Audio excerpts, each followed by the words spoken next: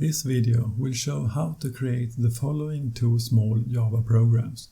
First, creating a new Java file in an empty directory, implementing it with a trivial program, printing the classical phrase "Hello World" to the screen. Then the Hello World program will be replaced with another program which receives input arguments from the command line and also receives keyboard input from the user. This video is part of at least one playlist showing how to do the above with different programming languages.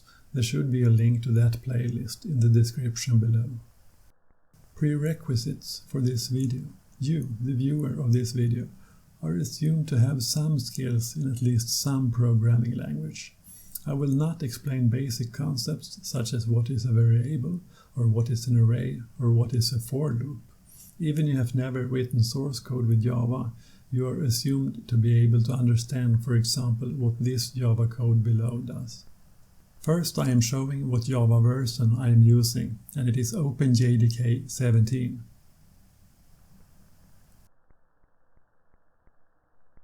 The Windows command dir shows that I am starting with an empty directory. Now I create a new directory named Java with the Windows command md and then navigate into it with cd. Then I start Visual Studio Code in that new empty directory. Then I create a new directory myPackage and a new Java file arguments and user input.java. The directory name myPackage is used as package name. Static import of system.out is just to avoid having to write system when printing. The name of the Java class arguments and user input is the same as the file name. The start method is, as usual in Java, a static void main method with the string array as argument. The initial implementation will just print out Hello World to the screen from the main method.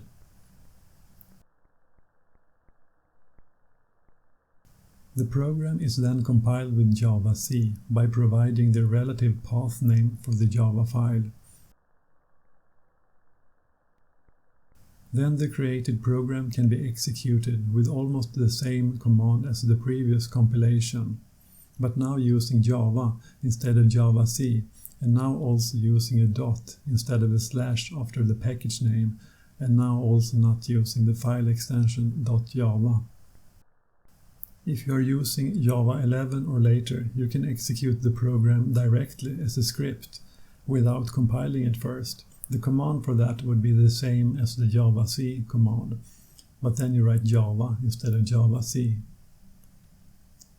Now I will replace this Hello World implementation with a program that will receive and print out arguments provided from the command line, and the program will also ask the user for keyboard input and will then print out to the screen what the user typed. For this purpose, I've prepared some pseudocode which I will paste into the program, but within comments, since it of course would not be possible to compile.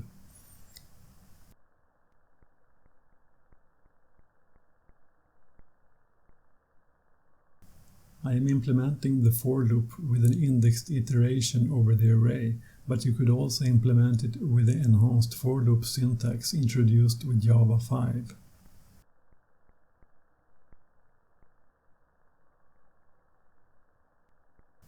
When printing to the screen, I can use just out.print instead of system.outprint, thanks to the import statement at the top of the file.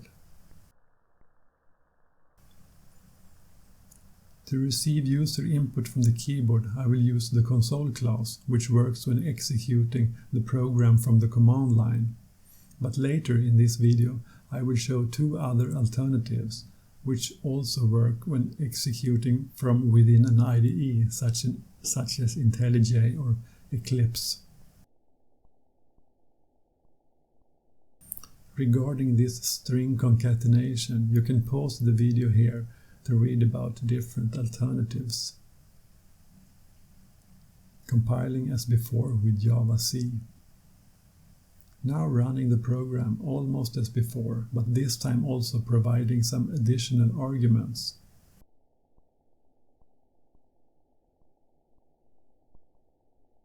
and as you can see, the arguments are iterated and printed.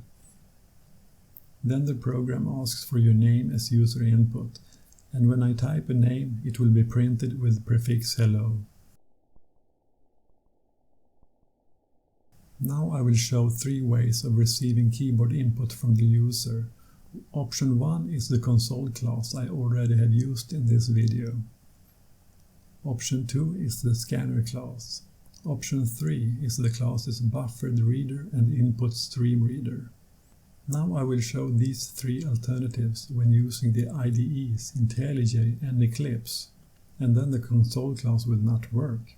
And the reason for choosing those 2 is that they are 2 of the most used IDEs for Java development. You can see them here in the Stack Overflow survey for IDEs. But please note that these IDEs are not only for Java development. For example, Visual Studio is not a Java IDE. Here I have started IntelliJ and selected New Project. As you can see, the IntelliJ version is 2021.3.1. I am using the Java SDK 17 and have selected to create a new Java project.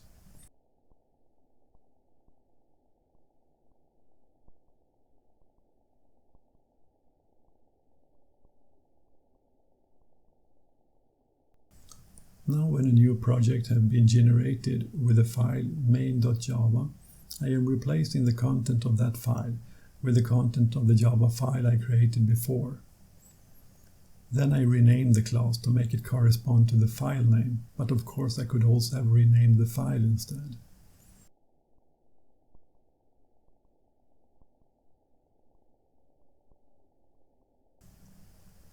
When I try to execute the code, it fails because of the console class.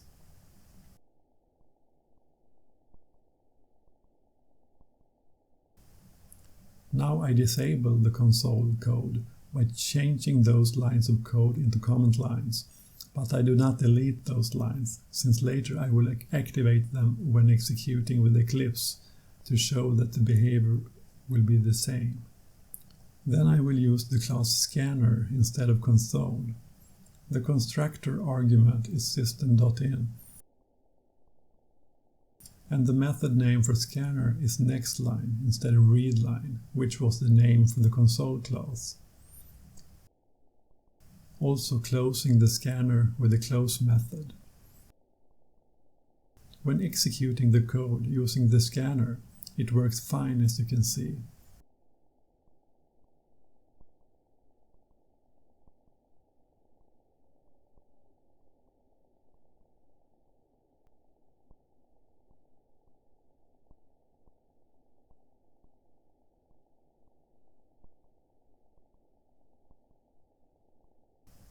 Now I disable the scanner class and will instead use a buffered reader, which takes the constructor argument input_stream_reader, which takes the constructor argument system.in.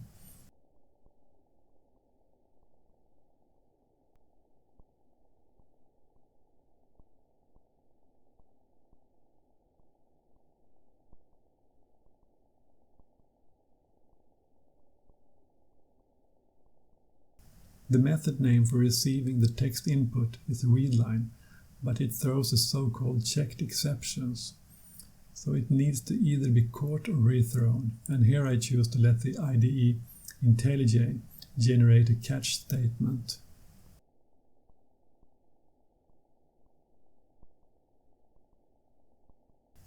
Closing the reader with a close method.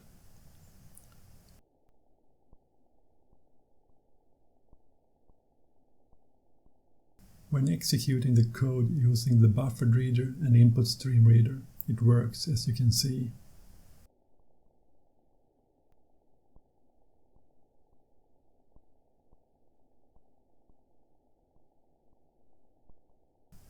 Regarding the so-called command line arguments, they can be provided from the IDE too, by first selecting the Run menu and then selecting Run with 3 dots. And then you select the run configuration for the main class and then click Edit.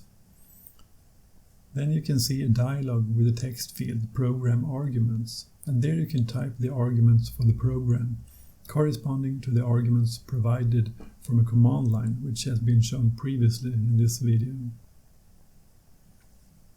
Now I type some arguments into that text field and then click Run to execute the code with those arguments. As you can see, the 3 arguments I provided are then iterated and printed as expected. Of course, the program also asks for the keyboard input as before, since the program has not changed. Finally, before switching to use Eclipse instead of IntelliJ, I will just change the for loop to the so-called enhanced for loop syntax, instead of iterating the array with an index. Also modifying the program arguments, which can be done with the Run menu option and then Edit configuration. I changed the arguments, and as you can see, they are printed to the screen with the now enhanced for loop syntax. Now I will use Eclipse instead of IntelliJ. The Eclipse version I'm using is Eclipse JEE 2021 12R. Eclipse version 2021 12.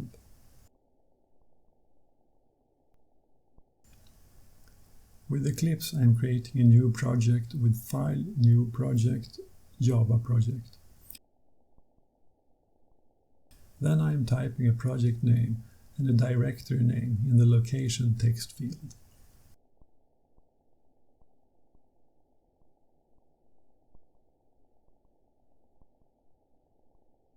It was not shown in this video, but I have now used File Explorer to copy the package directory, including the file I recently used with IntelliJ. And now in the Eclipse project I am pasting that file into the source directory. The code is currently using the buffered reader and input stream reader, which was the last keyboard input alternative used in the IntelliJ project.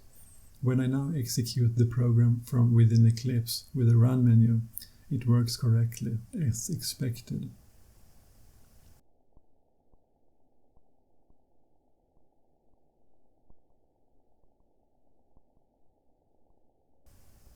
Now I will also send the arguments from Eclipse, and you can do that with the Run Configurations option in the Run menu. Then in the dialog you can switch from the Main tab to the Arguments tab, and there you can see a text area with Program Arguments. Now I type some arguments there and then click Run. As you can see, the program arguments are now iterated and printed, and just like before, the keyboard input works fine with the buffered reader and input stream reader. Now I will disable the classes buffered reader and input stream reader and instead use the scanner class for the keyboard input. As you can see, the program also works fine when using the scanner class.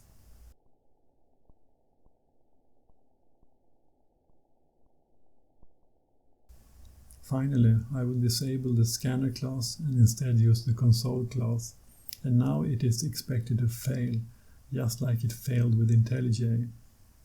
As you can see, it indeed failed with Eclipse too.